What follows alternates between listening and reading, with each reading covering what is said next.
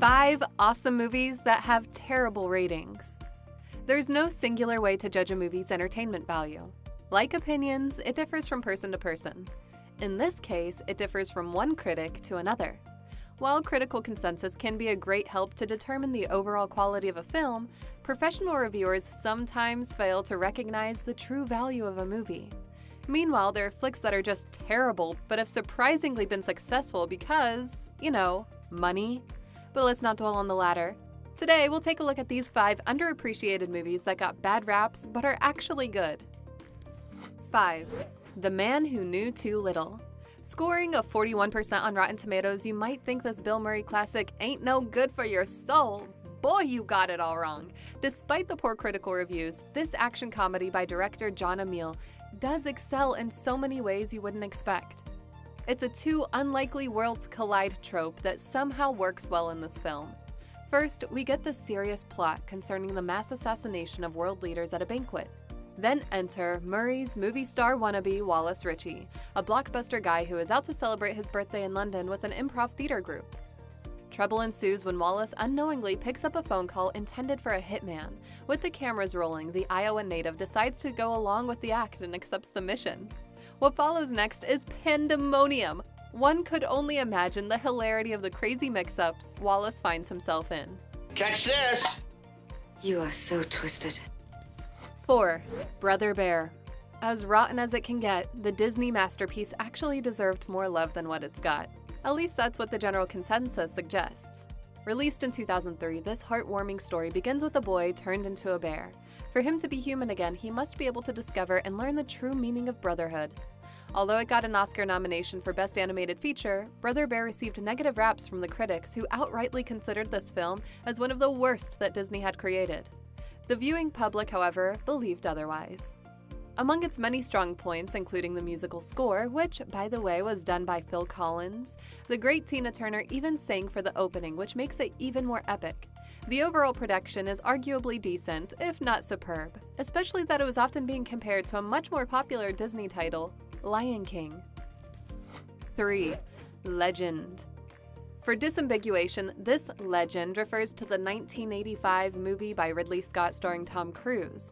The case in this dark fantasy adventure film is that you need to have seen it at least once in the past. Watching it later, this time with an open heart and mind, will ultimately give you an epiphany on how marvelous this title actually is. The first time it came out in theaters, it suffered a huge flop at the box office. The critics, who have never been kind to it, didn't help either. Sitting at just 42% on the tomato meter, no huge fans of the celebrated director would ever dare to mention this work. However, Legend is easily one of the most underrated and often overlooked films in the fantasy genre. Like most films in the genre, Legend takes on the proverbial battle between good and evil. In this case, it's the unicorns that personify goodness, but their existence is threatened by the Lord of Darkness who wants to bring eternal night into the realm. What makes Scott's villain interesting is its charm that offsets its frightening demeanor. Tim Curry's portrayal of the character works well, that he virtually steals every scene that he's in. In short, Scott's Legend and the treatment of its villain was ahead of its time. Considering today's contemporary movies like Maleficent, for example, and you'd get a film that focuses on the antagonist. 2. Troy.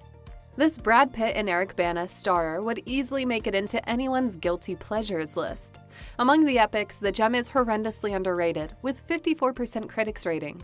But no one can deny the high entertainment value this movie exudes.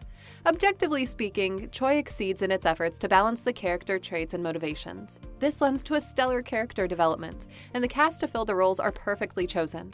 The visuals and cinematography are undeniably superb. It literally screams big budget, and the fight scenes are one of the best, especially when there's Brad Pitt's Achilles on it. The star power, the production, plus the fact that it's based on a timeless tale definitely makes Troy worthy of a second look. And number 1, Man of Steel. DC and Warner Bros.' 2013 Man of Steel is constantly being compared to Bryan Singer's Superman Returns, and even against the much earlier Superman iterations. Oftentimes, it was the former that's put in a bad light.